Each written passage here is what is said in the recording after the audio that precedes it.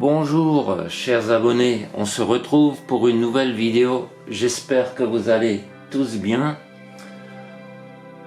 Au moment où je décide de tourner cette vidéo, les cloches de l'église se mettent à sonner. Et oui, les enterrements sont en forte augmentation, il y en a pratiquement tous les jours pour une petite ville comme la mienne. C'est absolument invraisemblable. Suite à ces injections, les décès sont en forte augmentation, de même que les problèmes de santé graves. C'est maintenant prouvé, officiellement prouvé. Les États-Unis sont en avance sur nous. Les vérités sortent d'abord là-bas et elles finiront bien par arriver ici. Je vais vous parler de deux sujets aujourd'hui. D'abord, j'ai reçu un étrange message hier. Et le deuxième sujet concernera donc pour les personnes qui souffrent de l'insuffisance cardiaque et d'autres problèmes cardiaques en général. Ça pourra peut-être vous aider et vous donner une piste, mais en aucun cas ne prenez de compléments alimentaires de vous-même. Demandez d'abord conseil à votre médecin, à votre cardiologue. Alors je vais commencer par le premier sujet. Il y a 6 mois, j'ai laissé un message sur la chaîne de Stéphanie Fabigena, dans l'onglet communauté, suite à un article. Et hier, je vois une notification sur le smartphone, tiens, Stéphanie a répondu à mon message, elle m'a envoyé un message. Et je suis donc allé le lire, et ce message était assez long, mais j'ai de suite remarqué qu'il ne correspondait pas au caractère de Stéphanie ni à son style d'écriture. Le message disait la chose suivante, comme quoi elle ne me connaît pas personnellement, mais elle est venue sur ma chaîne et elle a vu que j'avais une forte connexion avec le divin et que j'étais venu pour une mission importante. Mais dans un plan supérieur, une personne avec des intentions maléfiques et utilise un miroir, a utilisé jusqu'à maintenant un miroir pour bloquer mon évolution et m'empêcher d'accomplir ma mission. Mais fort heureusement, le pouvoir de cette personne a été neutralisé et soi-disant par la prière de moines dans un monastère à un endroit que je ne connaissais pas. Je n'ai pas eu le bon réflexe de faire une copie d'écran et je le regrette aujourd'hui parce que le message a disparu le lendemain. Et donc, à la fin de ce message, on me parlait de ces moines qui ont fait une prière pour me libérer de cette femme et pour accomplir enfin ma mission. Et en échange, il y avait un numéro de téléphone à 12 chiffres et il me demandait d'appeler ce numéro de téléphone pour demander les coordonnées bancaires et envoyer de l'argent là-bas. Donc déjà, ça ne correspond pas du tout au caractère de Stéphanie, ni à rien du tout. Je me suis dit, son compte a dû être piraté puisqu'il y avait son avatar au-dessus du message. Je n'ai donc pas donné suite et j'ai voulu retourner sur le message. 1 heure plus tard, il avait disparu. Le message n'était plus sur la page. Alors est-ce que c'est Stéphanie qui l'a remarqué et qui a supprimé tous ces messages? Ou est-ce que c'est la personne qui a piraté son compte, mis ce message en place et qui l'a retiré ensuite? Ou alors est-ce que c'était uniquement une information que je devais savoir? Parce que l'idée de la personne malveillante qui me bloquait dans ma vie, je l'avais déjà ressenti personnellement moi-même, mais depuis longtemps. Est-ce que c'est ce message-là que je me devais de savoir? En tout cas, apparemment, si cette femme existe, elle n'aurait plus la possibilité de me nuire. Et le deuxième message, ça concerne donc par rapport à ma santé et la santé de nombreuses personnes, puisque les problèmes cardiaques sont en forte augmentation. Les myocardites, les péricardites, les insuffisances cardiaques, les problèmes de circulatoire et tout ça, sont en forte augmentation. Alors le cardiologue m'a prescrit des statines pour réduire le taux de cholestérol, puisque j'avais un peu de cholestérol. Et tout le monde sait que dans les effets secondaires des statines, les statines détruisent les muscles. Et le cœur étant un muscle, il aurait fallu que le cardiologue me parle de la coenzyme Q10 que l'on recommande aux personnes qui prennent des statines pour protéger justement le muscle du cœur. La coenzyme Q10, appelée également ubiquinone.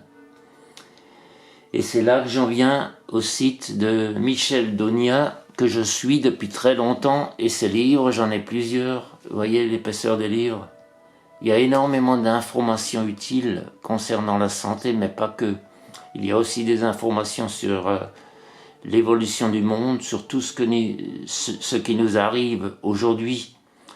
Et Michel fait partie des précurseurs qui a alerté depuis fort longtemps sur tout ce qui se passe en ce moment.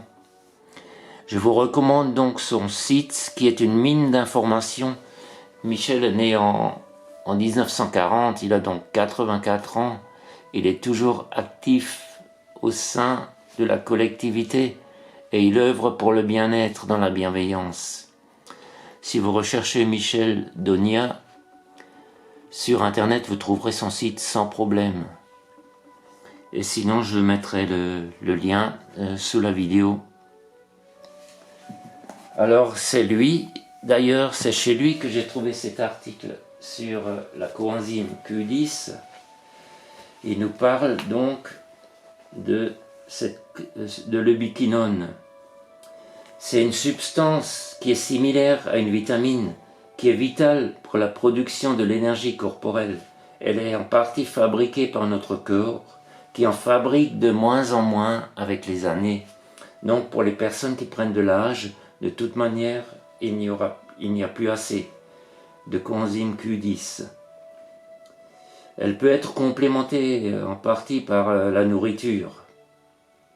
Et les organes qui nécessitent le plus d'énergie, tels que le cœur, les poumons et le foie, sont les premiers consommateurs de cette coenzyme Q10, qui ne peut être remplacée par aucune autre substance. On imagine donc que les cardiologues devraient la prescrire à tous leurs patients, mais ils ne le font pas. Et oui, ils n'ont pas été informés correctement, ni formés correctement, ils ont plutôt été formatés. Alors on a 700 000 insuffisants cardiaques en France et chaque année quelques 120 000 nouveaux cas. Alors j'ai le témoignage d'une personne qui a pris de la coenzyme Q10 qui avait un rendement cardiaque au départ de 30%. Et après 3 mois de prise de coenzyme Q10, son rendement cardiaque est passé à 48%. C'est seulement après ce contrôle que cette personne a informé son cardiologue, qui lui a alors conseillé de continuer la prise de coenzyme Q10. Alors on a aussi, il nous parle également dans cet article de l'arnaque des statines. Il y a également des livres qui ont été écrits par le chercheur du CNRS et cardiologue, le professeur Michel Delorgeril, qui a écrit de nombreux livres dont Cholestérol, propagande et mensonge, puisqu'il affirme que ce n'est pas le cholestérol qui bouche les artères, mais un problème inflammatoire. Alors maintenant, je vais vous parler des nombreux bienfaits dans l'article de Michel Dognat. Alors, tous les cas où la prise d'ubiquinone est indiquée, c'est en cas d'angine de poitrine, c'est un antioxydant puissant. En cas de plaque d'athérome, la coenzyme Q10 aide à dissoudre les plaques d'athérome. En cas d'AVC et de suite d'un AVC, en cas de diabète, en cas de dystrophie musculaire, en cas de manque d'énergie, en cas de fatigue chronique, pour les problèmes de gencives, les affections de la bouche, en cas d'hyperglycémie, en cas d'hypertension, pour augmenter l'immunité, en cas d'infarctus du myocarde et les suites de cet infarctus, en cas d'insuffisance cardiaque, pour augmenter la longévité, en cas de maladie de Hutchinson, en cas de maladie de Lyme, en cas de problème d'obésité et en cas de maladie de Parkinson. Pour toutes ces raisons, la coenzyme Q10 est extrêmement importante et je vous parlerai dans une prochaine vidéo de quelque chose d'autre qui est extrêmement important, c'est le glutathion. Le glutathion, c'est ce qui avait été prescrit au pape Jean-Paul II, me semble que c'était le professeur Even qui lui avait prescrit cela pour prolonger sa longévité quand il était gravement malade. Alors je vous souhaite une très belle journée, prenez soin de vous. Vous voyez, j'ai remis du sel un peu partout, y compris aux 4 coins de la maison. J'ai mis un tiers de sel dans un verre, j'ai rajouté de l'eau jusqu'à mi-hauteur.